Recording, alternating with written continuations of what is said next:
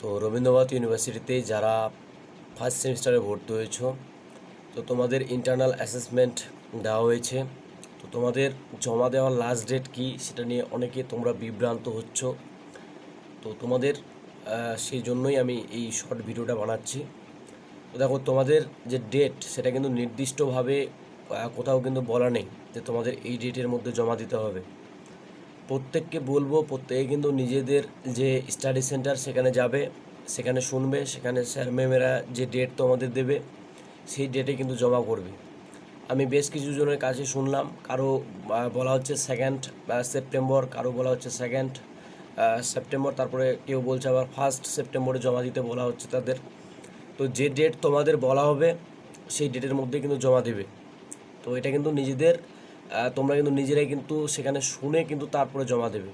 নির্দিষ্টভাবে কোনো কিন্তু ডেট নেই, ঠিক আছে?